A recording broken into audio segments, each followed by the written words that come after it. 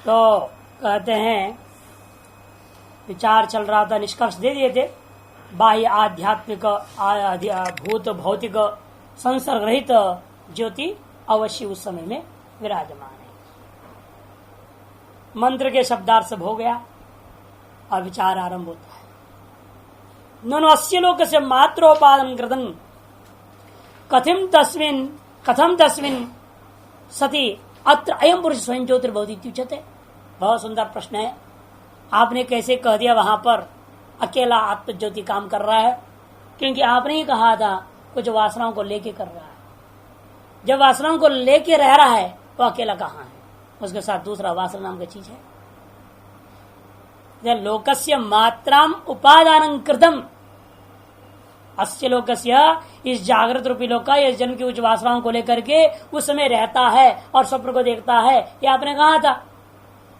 फिर कह रहे हो अत्र अयम पुरुष स्वयं ज्योतिर्भवति, कैसे हो सकता है?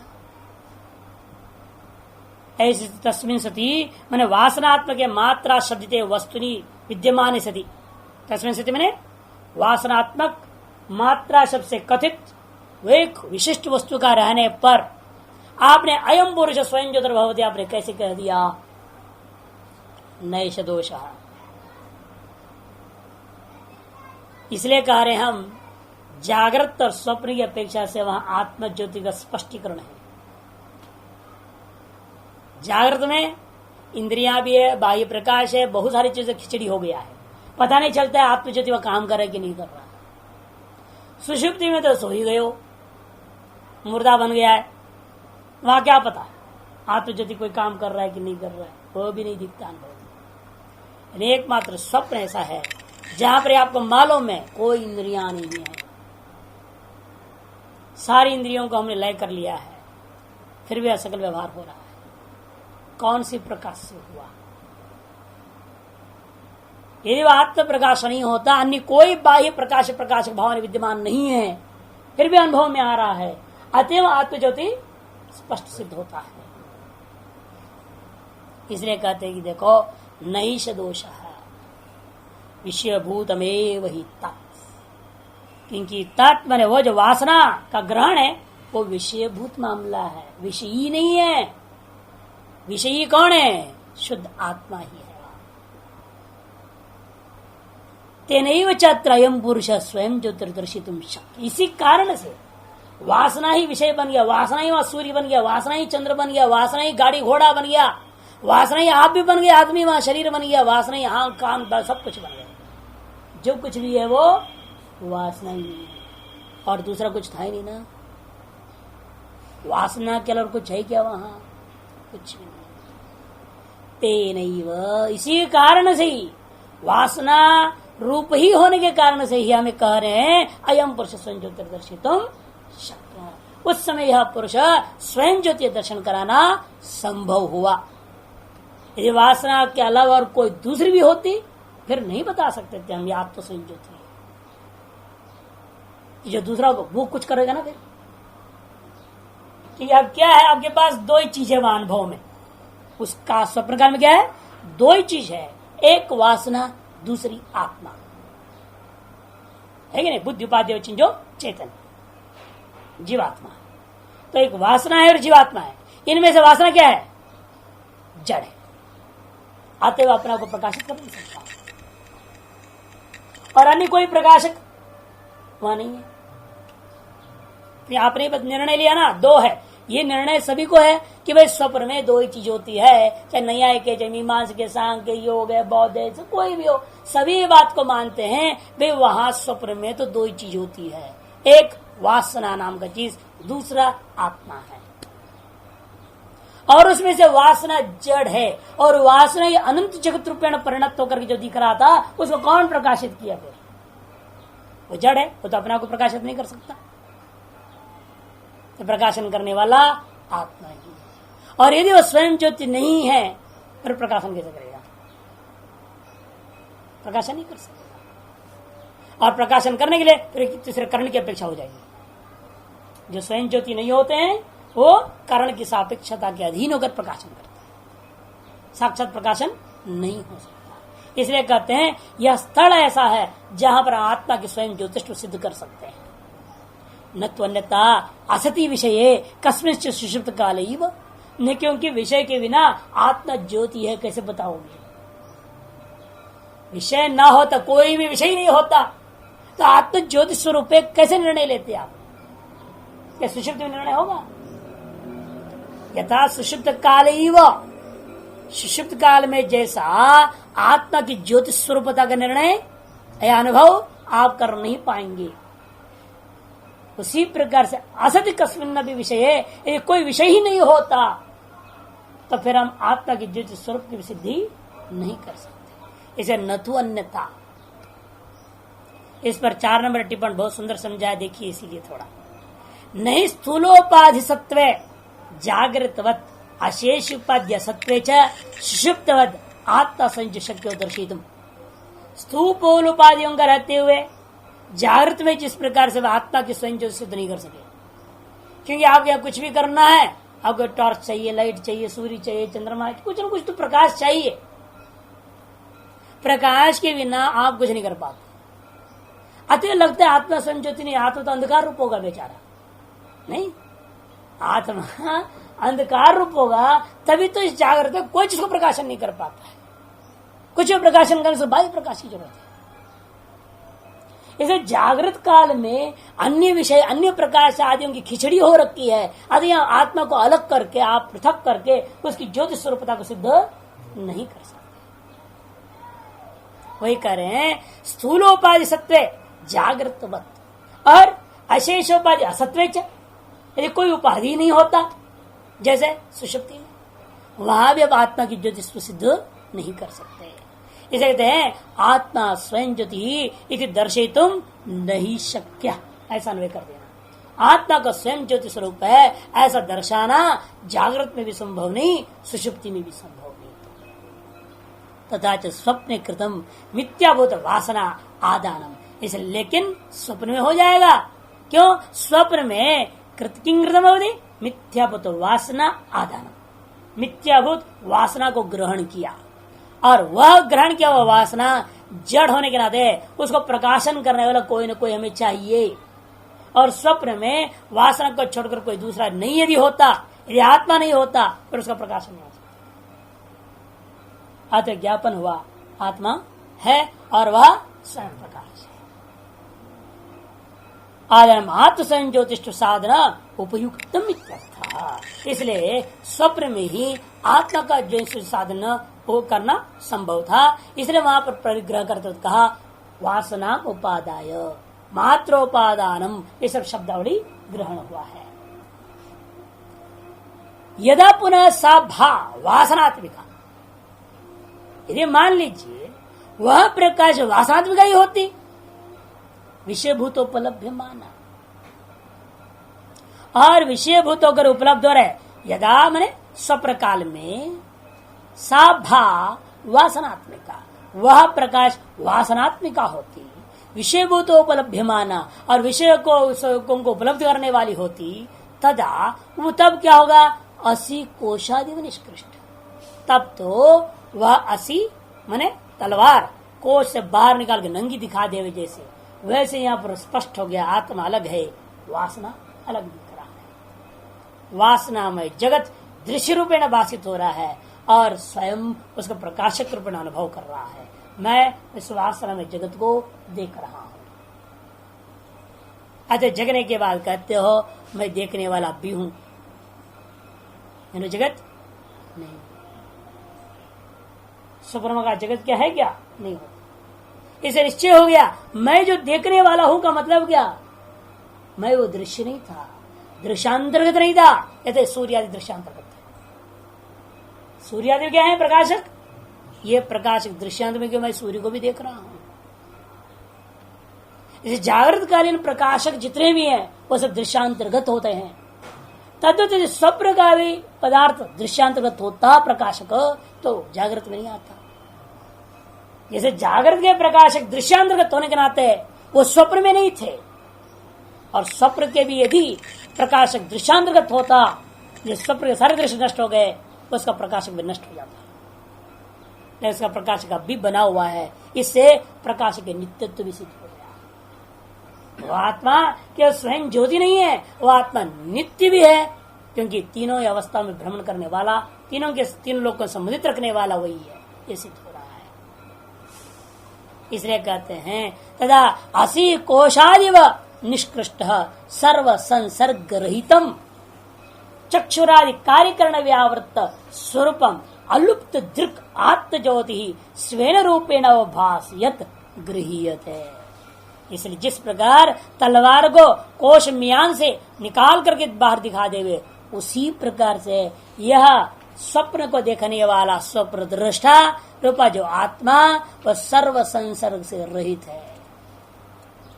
अवभाष्यभूत वासना में जगत क्या है? अवभाष्य, उनको अवभाषण करते हुए अपने आप को सर्व संसर्ग रहित सिद्ध किया है, और चक्षुरादि कार्य करने से व्यावृत्त स्वरूप वाला भी है, अलुप्त दृक भी है। वो आगे ना, क्योंकि वह दृक अभी भी है, जो दृक स्वप्न का दृष्टा रूपा दृक था वह जागृत में वही दृक है, तभी तो अनुसंधान करके बोल रहा है, नहीं तो अनुसंधान कैसे होता? स्वप्न के पदार्थों की स्मृति को स्मरण करते हुए जागृत में बोलते कैसे, यदि वहां का दृष्टा अलग यहाँ का दृष्टा अलग होता। इसलिए मानना पड़ेगा जो वहां का दृग था वही यहाँ का दृग है, वहां का जो दृष्टा है वही यहाँ का दृष्टा है, अतएव अलुप्त दृष्टा है। विषय लुप्त हो गए, दृश्य लुप्त हो गए, लुप्त दृश्यों को स्मरण रखने वाला अलुप्त दृक है माना, वह अलुप्त दृक ही आत्मा है, वही ज्योति है। वह अपने स्वरूप से सारा जगत का अवभाषण करता हुआ उस समय कब स्वप्न में ग्रहण होता है। तेरे इसी कारण से अत्र इस स्वप्न काल में अयम पुरुष स्वयं चतुर्वती सिद्धम। पूर्व पक्ष कहता है महाराज ठीक कहते हो, लेकिन ननु अत्र कथम पुरुष स्वयं ज्योति ही, यहाँ पुरुष स्वयं ज्योति कैसे हो सकता है? ये न जागृत व ग्राह्य ग्राहक का लक्षण सर्वो व्यवहार दृश्य थे, क्योंकि जैसे जागृत में होता था सकल व्यवहार हम स्वप्न में देख रहे हैं, वहां भी आपका अपना शरीर है, गाड़ी है, सब घूम रहे फिर रहे, खा रहे पी रहे, सब कुछ होता है। वहां भी आपको दिख रहा है कि भाई भंडारा का पर्ची मिल गया, आप जा रहे हैं भंडारा खा रहे हैं, सपने में भी देखते होंगे ना कि नहीं देखते? देखते होंगे तो, लेकिन सब व्यवहार वहां भी हो रहा है, फिर कह रहे हो कि भाई वहां कुछ भी नहीं, ये कैसे कहती बात? इसलिए आत्मा के स्वयं जो वहां भी सिद्ध नहीं हो सकता। पूर्व पक्ष कहना है कि जागृत में जैसा सब व्यवहार होने है, खिचड़ी हो रखा है, अति इस व्यवहार में से अलग करके आप तो ज्योति को दिखा नहीं सकते, यथा तद्वत स्वप्न में भी सकल व्यवहार होने के नाते वहां पृथक आप तो ज्योति को सिद्ध नहीं कर सकते। चक्षुरादिनुग्राकाश्चादित्याद्याः लोकाः तथैव दृश्यन्ते यथा जागृते, कि वहां पर भी आप क्या देख रहे हैं? ग्राही ग्राहक भाव सब कुछ देख रहे हैं, वहां भी सूर्य चंद्रमा है, सब कुछ व्यवहार हो रहा है, सब कुछ देख रहे हैं। स्वप्न में भी सारी चीजें हैं, जैसे जागृत में होता है वैसा वहां भी है। तत्र कत विशेष अवधारणा क्रियते, इसलिए आपने विशेष अवधारणा निश्चय कैसे कर दिए हो कि अयम अत्र अयम पुरुष स्वयं ज्योति, यही पर स्वप्न में ही यह पुरुष स्वयं ज्योति होता है, ये कैसे आप सिद्ध कर रहे हो? चेद उच्यते वैलक्षण्यात् स्वप्न दर्शनस्य, स्वप्न दर्शन में विलक्षणता है। जागृत में इंद्रियादि विद्यमान है, स्वप्न में इंद्रियादि पृथक विद्यमान नहीं है। और जागृत के ज्ञान की अपेक्षा से स्वप्न के ज्ञान में भी अंतर है, कि जागृत का ज्ञान तो रोज रोज वही हो भी जाता है। जागृत के संस्कार ऐसा है, ज्ञान ऐसा है, तो कल भी यहीं आए थे सत्यदर्शन आश्रम समझ करके, आज भी यहीं आए हो, कल भी आओगे, आते ही रहोगे जब तक पाठ पढ़ना है, नहीं? लेकिन स्वप्न में रोज सत्यदर्शन आश्रम बनता है क्या? रोज तो बनता नहीं। आज जो स्वप्न का ज्ञान था कल वो नहीं रहता है, कल जो रहेगा वो परसों नहीं रहेगा। स्वप्न विज्ञान बदलते ही रहता है, एक स्थिर नहीं है, और जागृत विज्ञान स्थिर है। इसे स्वप्न और जागृत विलक्षणता मानना पड़ेगा। वैलक्षण्यात् स्वप्न दर्शन से, स्वप्न वृत्ति में जो असंभव है वो जागृत वृत्ति में संभव है, और जो जागृत वृत्तियों में असंभव है वो स्वप्न वृत्ति में संभव है। ये आप देख रहे हैं। जागृत में भीख मंगा है, स्वप्न में राजा हो गया है कि नहीं। और कोई जो है जागृत में अमीर है लेकिन स्वप्न में गरीब होकर के भीख मांग रहा है। इसलिए यही देखा जाता है, विलक्षणता ये है कि जागृत में जो असंभव है वो भी आप स्वप्न संभव जैसा देख लेते हो, और जो स्वप्न में असंभव थे वो आप जागृत में भोग रहे हो। आप चाहेंगे कि हम जो है सुख का अनुभव करें खूब, और चाहते थे स्वप्न में खूब सुख भी पा लिए, और स्वप्न में चाह रहे हैं कि जैसे ये समय हमेशा ऐसा ही कटे, लेकिन जैसे जागृत में आते फिर वापस वही हाल है। तो वहां जो संभव है यहां असंभव हुआ। इसीलिए स्वप्न और जागृत विलक्षणता मानना ही पड़ेगा। व्याख्या स्वयं कर रहे हैं, जागृति इंद्रिय बुद्धि मन आलोकादि व्यापार संकीर्णम आत्मज्योति। जागृत काल में हो क्या रखा है कि इंद्रियां, बुद्धि, मन, आलोक इत्यादि अनेक साधनों से उत्पन्न व्यापार के साथ तादात्म्य अध्यास को प्राप्त करके अत्यंत संकीर्ण हो चुका है आत्मज्योति। यह तो स्वप्न है, यानी स्वप्न में इंद्रियां नहीं है। इंद्रिया भावात तद अनुग्रह का आदित्याद्यालोक अभावाच्च, न उनके अनुग्रह का आदित्यादि है न आदित्यादि का आलोक ही है। विविक्तं केवलम भवते, इसलिए हम कहते हैं अकेवल आत्मा है, और उसने क्या लिया है साथ में, वासनाओं को लिया है। तस्मात् विलक्षणम, इसे जागृत से स्वप्न विलक्षण माननी चाहिए। ननु तथैव विषया उपलभ्यन्ते, स्वप्न पृथा जागृते। तो पूर्व पक्षी कहते हैं लेकिन महाराज आप तो कह दिए इंद्रियां नहीं है, अनुग्रह का देवता नहीं है, और वहां का प्रकाश नहीं है, आदित्यादि कुछ भी नहीं, ऐसे कैसे कह देते हो। जैसे जागृत में देखा है वैसे विषय वहां भी उपलब्ध हो रहे ना। तथैव विषया उपलभ्यन्ते स्वप्ने भी यथा जागृत है।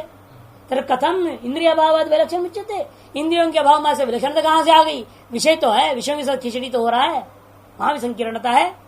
कहते नहीं, सुनो, वहां कुछ भी नहीं था, इसी ने ही बनाया है। न तत्र रथ न रथो योगा न पंथानो भवन्ति अथ रथान रथ योगान पथ सृजते न तत्र आनंदा मुदः प्रमुदो भवन्ति अथ आनंदान मुदः प्रमुदः सृजते न तत्र वेशान्ताः पुष्करिण्यः स्रवन्त्यो भवन्ति अथ वेशान्तान् पुष्करिणी स्रवन्ती सृजते। स ही कर्ता, आत्मा ही वास्तव में करता है।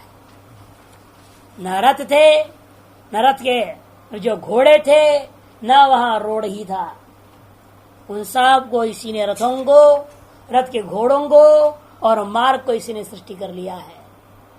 न वह आनंद था, न मोद था, न प्रमोद था, इसी ने ही आनंदों को, मोदों को और प्रमोदों की सृष्टि कर लिया है। न वहां छोटी सरोवर है, न बड़ी तालाब है, न वहां नदियां थे, लेकिन वहां इसने उन छोटी सरोवरों को, बड़ी तालाबों को और नदियों को भी निर्माण कर लिया है। इसलिए स आत्मा स्वयं ज्योतिरेव करता, वह स्वयं दृष्टा, स्वप्रदृष्टा जो आत्मा है वही इसलिए उन सब का करता है। इसलिए वहां स्वयं निर्माय कहा था ना, उसकी व्याख्या एक तरह से हो रहा है।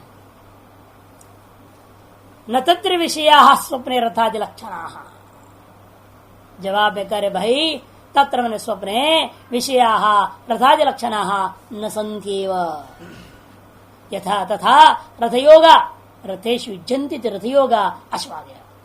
रथयोग कहते घोड़े, जो रथों में जोते जाए, जोड़े जाए, उनका नाम रथयोग। कौन है वो? अश्वादी। वो भी तत्र न विद्यन्ते, वो भी स्वप्न में नहीं होते वास्तव में। न च पंथानो मैंने रथ मार्गा भवन्ति, रथ को जाने आने का मार्ग भी वहां नहीं थे। अथ रथान रथयोगान पतश्च सृजते सृजति स्वयं इति भाव, स्वयं इन सारे को सृष्टि कर लेता है। अर्थ समझो, खत्म पुनः सृजते रथा साधना नाम वृक्षादि नाम भावे। अरे लकड़ी पकड़ी कुछ नहीं, अपने बना लिया उसने। अरे रथ बनाने के लिए कितने दिन लगता है? एक दिन में बन जाएगा क्या रथ? लकड़ी चाहिए, बड़े कई औजार चाहिए, एक औजार से तो होने वाला है कि लकड़ी से तो होता नहीं। वृक्षादि नाम अभावे, कथम पुनः रथादि साधना सृजत है। जब वृक्षादियों ही नहीं है, कोई बड़ा ही नहीं वहां पर, ड्रिलिंग मशीन है, कुछ भी नहीं है, और कैसे बना लिया रथ को? उच्चते उत्तम अस्य लोकस्य सर्वावत मात्रम अपादाय। ननु पूर्व पक्ष में नहीं है, ये अर्थ में। अरे इस बात को मैंने कह दिया, उत्तम में अरे कह दिया हूं इसका जवाब पूर्व में ही। अस्य लोकस्य सर्वावत मात्राम अपादाय, ये बात हमने पहले कह दिया है। वासनात्मिक मनोवृत्ति है अस्य लोक से, जागृत लोक का, इस जन्मस्थ का। यदि मध्य जन्म को बात लोगे, अगले जन्म के बीच का संधि काल का लोगे तो इस जन्म का, और जागृत जो सुषुप्त के बीच का लोगे, संधि स्थान स्वप्न का लोगे, उस समय जागृत का, अस्य लोक के समय जागृत भी होता है, अस्य लोक के समय से जन्म का भी हो सकता है। सर्वावतो मात्रम अपादय, सभी की रक्षा करने वाले उस वासनाओं को ग्रहण करके स्वयं विहत्य, और स्वयं ने क्या किया? इस जागृत कालीन शरीर के साथ अभिमान को त्याग दिया, और स्वयं निर्माय, और स्वयं स्वप्न में सारी चीजों का निर्माण कर लिया। इति अंतःकरण वृत्ति रस्य, इस प्रकार से वहां पर कह दिया है अस्य अंतःकरण वृत्ति साक्षी जो है लोकस्य वासना मात्रा तामपादाय। उसकी व्याख्या स्वयं करते दोबारा, अस्य मने अस्य अंतःकरण वृत्ति ही, इस जीवात्मा का ही अपनी अंतःकरण की वृत्ति है, मनोवृत्ति है। कैसे? वो वासनात्मिक मनोवृत्ति है। तो 3 और 4 में करें निर्मायुक्तम ननु इति पूर्वत्रान्वय, निर्मायैव ऐसे जोड़ लेना उसको, ननुकारता अवधारण में। अस्य लोक से मात्र सर्तम अंतःकरण, अंतःकरण निष्ठाया अस्य लोक से वासना संस्काराख्या तामपादय सुकृति। नीचे टिप्पणी में अस्य लोकस्य अंतःकरण निष्ठाया वासना रूपा संस्काराख्या वृत्ति है, ताम अपादाय, उसको ग्रहण करके स्वप्नों को देखता है, ऐसा आगे ना वही कर देना। इसको मूल में भाष्यकार ने संकेत करते हुए कहा अस्य लोकस्य वासना मात्रा ताम अपादाय, उसे ग्रहण करके रतादि वासना रूप अंतःकरण वृत्ति, वृत्ति अंतःकरण वृत्ति कैसी हो चुकी है अभी? रतादि वासना रूप अंतःकरण वृत्ति है। तद उपलब्धि निमित्तेन कर्मण, तद मने उन रतादियों की उपलब्धि का कारणीभूत वासनोपलब्धि, तदुपलब्धि क्या है ना? वासनोपलब्धि, रताद्यागार वासनोपलब्धि। तत्र यत् कर्म निमित्तम, उसमें जो आपका जन्म जन्मांतर कर्म निमित्त है, तेन प्रेरिता तेन निमित्तेन कर्मणा चोद्यमाना दृश्यत्वेन व्यवतिष्ठ, उन्हीं कर्मों से प्रेरित होकर के वह दृश्य रूप हमारे सामने वासना उपस्थित हो गई। वहां कोई आपको जो है लकड़ी पकड़ी कुछ जरूरत नहीं, बनाने के लिए सब कुछ बन जाता है बिना कोई उपादान कारण का ही। न उपादान कारण की जरूरत है, न निमित्त कारण की जरूरत है, न तो वहां पर जो है करणादियों की अपेक्षा है, कोई चीज की जरूरत है। उपादान नहीं भाई, समवाय कारण, समवाय या समवाय निमित्त कोई कारण की जरूरत नहीं है। केवल वासनाएं, वो अंतःकरण वृत्ति, जो वासनात्मिक अंतःकरण वृत्तियां आपके कर्मों से प्रेरित होकर के विभिन्न दृश्य रूप में उपस्थित हो जाती हैं, अति बिना सामग्री का सब वस्तु बन जाती है। सामग्री यदि है तो केवल वासना, वासना एकमात्र सामग्री और कुछ नहीं। तदेव आह, इसी बात को यहाँ पर कहा है कि रथादीन सृजत इति। ननु तत्र कर्णम व कर्णानुग्राहकाणि व आदित्यादि ज्योतिषी तदभाष्य वार्तादि विषया विद्यन्ते। लेकिन क्योंकि वहां पर तो कर्ण, तत्र कर्णम व कर्ण भी नहीं है, कर्णानुग्रह का आदित्य ज्योतियां भी नहीं है, या उनके अभाष्य रथादि विषया न तो विद्यन्ते न विद्यन्ते, वासना नहीं है। जो दिखाई दे रहा है फिर तत्व वासना मात्र केवलम तद उपलब्धि कर्म निमित्त चोदित अंतःकरण वृत्त्याश्रय दृश्यते, और जो दिख रहा है वो वासना मात्र, ये समझो, केवलम वासना मात्र और कुछ नहीं। तद उपलब्धि कर्म निमित्त, क्योंकि उस वासनात्मक अंतःकरण वृत्ति का अनुभूति का कारणीभूता कर्मों से प्रेरित होकर के, निमित्त कारण कौन है? कर्म, उससे चोदित होकर प्रेरित होकर के उद्भूत अंतःकरण वृत्त्याश्रय दृश्यते, उद्भूत अंतःकरण वृत्तियों में आश्रित होकर के वासनामय वस्तु दिखाई देते हैं। तद यस्य ज्योतिषो दृश्यते, वह जिस ज्योति के प्रति दिखाई दे रहा है, अलुप्त दृश्य, वह अलुप्त दृष्टा है। तद आत्म ज्योति, वही आत्म ज्योति है। अत्र केवलम भवति, वो अकेला ही होता है। उसी प्रकार से असिरिव कोशाद्विक्तम इति, जिस प्रकार से म्यान से अलग खोल करके, संबंध रहित करके, पृथक करके, स्वतंत्र रूपेण बाहर में आप तलवार को दिखाते हो, उसी प्रकार से। तथा इसलिए इसी प्रकार समझ लीजिए, न तत्र आनंदा सुख विशेषा, वह आनंद रूपा विशेष सुख विशेष वास्तव में नहीं होते। ये सुख विशेष होता तो आपने भोजन वहां पाया, बड़ा सुख मिला होगा, होना चाहिए ना। जगने के बाद वैसे क्यों रहते भूखे? यहाँ भोजन खा के जगह हो, लेकिन वो सुख वहीं का है, यहाँ के लायक है ही नहीं। और यहाँ का सुख भी यहीं का रह जाता है, वहां के लायक नहीं रहता। खा पी करके सो गया, वहां भूखा घूम रहा है, परेशान है। सब तरह के देखते हैं, यहाँ सोए रहते हैं और वहां पर गाड़ी के लिए दौड़ रहे, भाग रहे, गाड़ी नहीं मिल रहा है, परेशान हो रहा है। एक से एक दृश्य दिखता है। स्वप्न के दृश्यों के कोई आप जो है नियमन नहीं कर सकते। वो सीरियल का कोई नियम नहीं है, कहां से शुरू होगा कहां एंड होएगा, तो कुछ पता ही नहीं है।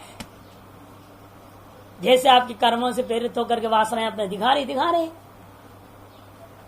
जैसे कर्म का बंद हो गया तो वासना भी दिखाना बंद कर देगी। निमित्त खत्म हुआ, नैमित्तिक कार्य भी खत्म हो जाता है।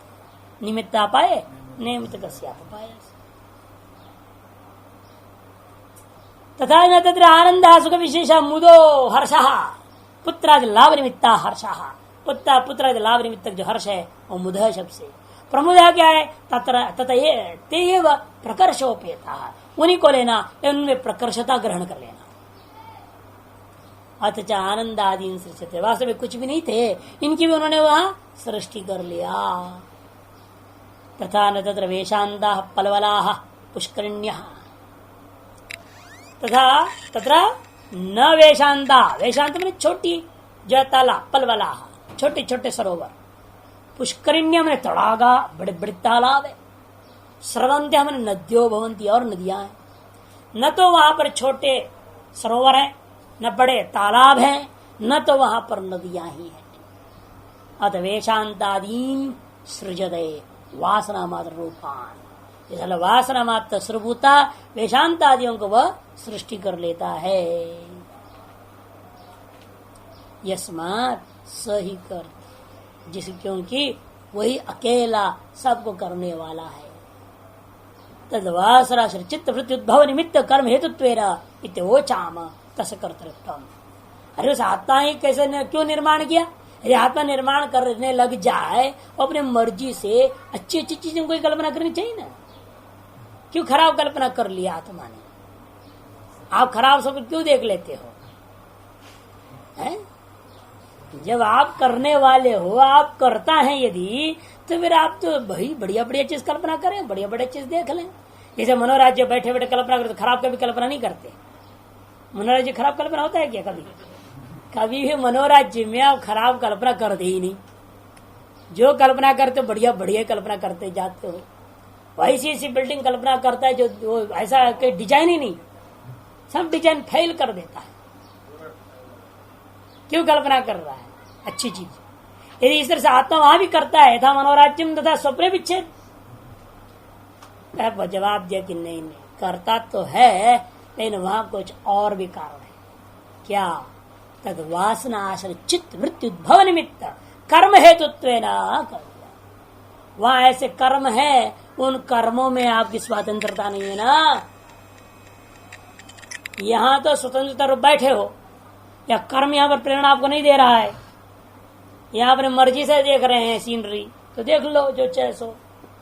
लेकिन वहां मर्जी नहीं चला, क्योंकि आपका अपना मर्जी इसलिए नहीं चलता क्योंकि कर्माधीन होकर आप देख रहे हैं वहां।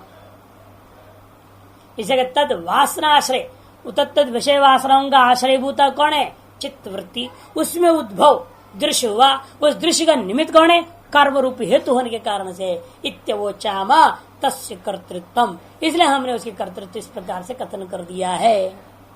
अर्थात नैमित्तिक कर्तृत्व कथन है वो नैमित्तिक, न तो साक्षादेव तथा क्रिया संभवती साधना भाव। आ गया ना, ये साक्षात वो आत्मा कोई क्रिया ही नहीं कर सकता, किसके कोई साधन नहीं, कोई इंद्रिया नहीं, कुछ भी नहीं, साधना भाव।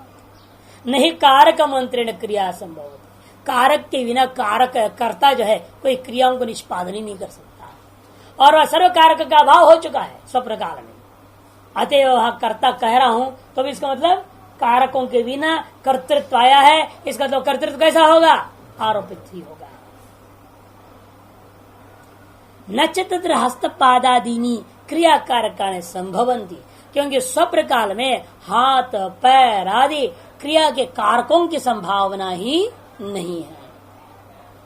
यत्र ततानि विद्यन्ते जागृते, और जहां पर जागृत विद्यमान थे वे सारे के सारी चीज, तत्र आत्मचित्र अवभासित कार्यकरण रथादि वासना आश्रय अंतःकरण वृत्ति उद्भव निमित्तं कर्म निर्वर्त्यते तेन उच्यते सही करता है। ये करता क्या है, इस जागृत में आत्म ज्योति के द्वारा ही अवभाषित कार्यकरणों के माध्यम से अर्थात उनकी वासना का अंतःकरण वृत्ति उद्भव निमित्त कर्मों को वो निर्वर्त्यते सिद्ध कर लेता है। जागृत में उन कर्मों को बना लिया और स्वप्न में उन कर्मों को लेकर दृश्य को देखता है। हम कर्म करते हैं जागृत में, सकल कारकों को लेकर कर रहे हैं, तब भी आत्मा कारकों से विशिष्ट होकर के क्रिया का कर्ता बना हुआ है। और ये तरह कर्म को लेकर के वहां गया स्वप्न में, कर्म की वासनाओं को लेकर के, और यथा यहां वैसे वहां कल्पना करना शुरू कर दिया। अतः वहां पर भी हमने कथन कर दिया उस आत्मा को कर्ता, कारकों को लेकर जैसे यहां करता है वैसे वह कारकों के बिना कर रहा है, इतना ही अंतर। तदुक्तम आत्मनैव ज्योतिषास्त्र है, इसलिए मंत्र में आत्मना एव करके अन्य सकल साधनों का व्यावर्तन कर दिया। अयम ये जो जीवात्मा है ज्योतिषा प्रकाश रूपेण विद्यमान रहता है। पल्यते कर्म कुरुते इत्यादि पूर्व में कह दिया गया है। तत्रापि न परमार्थतः स्वतः कर्तृत्व, ये याद रखना स्वप्न में भी, लेकिन वह परमार्थ कर्तृत्व नहीं है, स्वतः उसका कर्तृत्व हो ही नहीं सकता। चैतन्य ज्योतिषाभासकत्व व्यतिरेकेण, कि चैतन्य ज्योति चैतन्य रूपा ज्योति के द्वारा उस दृश्य का अवभासकत्व से अतिरिक्त कोई कर्तृत्व नाम का स्वतः वस्तु उस आत्मा में नहीं है। वो अवभासकत्व को ही हमने कर्तृत्व कहा, व्यवहार कर दिया, उस दृश्यों का अवभाषण करा दिया, उस दृश्यों का अवभाषण करता हुआ उस आत्म ज्योति में कर्तृत्व को हमने आरोप कर लिया। इसने बनाया और उसने देख लिया, इसे तो सृष्टवा तदेव प्राविशत, वास्तव में कोई प्रवेश नाम का चीज ही नहीं है। ये सर्वव्यापक को प्रवेश कैसे करेगा, प्रवेश तो कर नहीं सकता। पट ने सब चित्रों को अपने आप में बना लिया और सब पट जो सब चित्रों प्रवेश कर गया, ऐसे कोई कहे तो कैसा होगा। अधिष्ठान रूपेण विद्यमानता ही उसका प्रवेश है, उसके अलग कुछ नहीं है। अधिष्ठान रूपेण चित्र काल में भी, चित्र रूपेण भी वह पट अधिष्ठान रूपेण विद्यमान है, जो इसे तारिश विद्यमानता को ही हम क्या कहते हैं, प्रवेश कहते हैं। तद्वत यहां पर भी कर्तृत्व समझो। इन दृश्यभूत वासना के द्वारा आपकी कर्म के निमित्त से वासनाएं जो दृश्य रूप में परिणत होकर अंतःकरण वृत्ति रूप में दिखाई दे रही हैं, उन वृत्तियों के अवभासकत्व के अलावा कर्तृत्व नाम कोई अलग चीज नहीं है। उस अवभासकत्व को ही हमने कर्तृत्व करके कथन कर रहा हूं। ये चैतन्यात् जो अंतःकरण द्वारे अवभासेति कार्यकरणानि यद अवभासितानि कर्मसु व्याप्रियन्ते कार्यकरणानि तद कर्तृत्व उपचर्यते आत्मनैति। अच्छा, वह भी हुआ क्या था कि प्रकाशिक होने के कारण होने से अतिरिक्त इस चैतन्य ज्योति में तत्व तक कोई कर्तृत्व नहीं होता। क्यों, उसके जवाब दे रहे, क्योंकि आत्मा जो है वो क्या कर रहा है, अंतःकरण के द्वारा, आत्म ज्योतिषा अंतःकरण द्वारे न, क्योंकि वह आत्म ज्योति कर्तृत्व में तृतीया है, आत्मज्योति कर क्या रहा है? अंतःकरण द्वारा, अंतःकरण के द्वारा चैतन्य आत्म ज्योति के से देह और इंद्रियों को क्या कर दिया? कार्य और करणों को अवभाषितानी, अवभाषण कर दिया, प्रकाशन कर दिया। और प्रकाशन करके कर्म से व्याप्यन्ते, कर्म में सकल व्यापार भी कर डाला। वहां का भी शरीर दिखाया उसने, उस शरीर में भी इंद्रियां बना लिया, कार्यकरण संघात को प्रकाशित कर दिया और उन्हीं कार्यकरण संघातों सकल कर्मों को भी करने लगा। कार्यकरणानि तत्र कर्तृत्व उपचर्य थे, वहां उन कल्पित जो कार्यकरण संघात है उन्हीं को लेकर हम आत्मा में क्या करेंगे? कर्तृत्व का औपचारिक प्रयोग करते हैं। यदुक्तम ध्यायति व लेलायति, इसी को पहले बोल चुके हैं।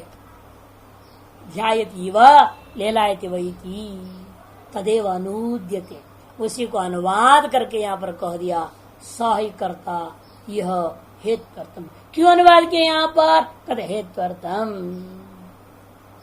क्या हेत्वर्थम है? यहाँ वही है स्वप्रकाश सिद्ध्यर्थम इत्यर्थ। कैसे? 5 नंबर देखिए टिप्पण।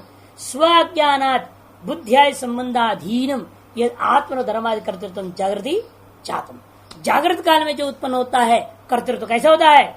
स्वज्ञान से उत्पन्न है बुद्धि, बुद्धि आदि के संबंध से अधीन होकर के जो आत्मा में धर्मादि कर्तृत्व वो उत्पन्न हुआ करता है जागृत। बुद्धि अधीन होकर के, बुद्धि के संबंधाधीन होकर के आत्मा के अंदर अपने क्या कर दिया? कर्तृत्व धर्मों को लेते हो जागृत। तदेव से स्वप्ने, उसी का यहाँ पर स्वप्न में क्या हो गया? तथादि निर्माण हेतु बस इतना ही अंतर है। तद अनुवाद प्रयोजन किया तस्वाद्युक्तम आत्मा माइकम स्वप्न सृष्टित्व। इसलिए आत्मा में जो है माइक ही सृष्टित्व स्वप्न काल में भी मानना होगा, वास्तविक सृष्टित्व नहीं है। जैसा दृश्य वैसा दृष्टा, जैसा सृष्टि वैसा सृष्टा है। ये नहीं, सृष्टि क्या है? वह माइक सृष्टि है। ये सृष्टित्व जो आत्मा में वो भी माइक के वास्तविक नहीं है। और ये जागृत काल में क्या है? व्यावहारिक की सृष्टि है। इस आत्मा में व्यावहारिक सृष्टित्व भी आ जाएगा, माइक सृष्टित्व नहीं है, व्यावहारिक सृष्टित्व है। यावत मोक्ष नहीं होता। मोक्ष के बाद आप कहोगे ये भी व्यावहारिक भी सत्य नहीं है, व्यावहारिक सत्ता का भी अपलाप हो जाएगा। यह भी आपके लिए क्या है? स्वप्रवत दृश्य हो जाएंगे। अतः उस समय में यहाँ जो दृष्टित्व कर्तृत्व रहेगा वो भी माइकी हो जाएगा, आविद्यक ही हो जाता है। अतः वह संसार को मिथ्या रूप में ग्रहण कर सकेगा। यथा स्वप्न के विषयों को आप अब ग्रहण कर रहे जागृत में, और मुक्त काल, मुक्ति के काल में इस जागृत वस्तुओं को भी स्वप्न तुल्य मिथ्या ग्रहण कर सकते हैं। इसी कारण से, इसी दृष्टिकोण से हेतु रूपेण यहाँ पर सही कर्ता यह प्रस्तुत किया गया था।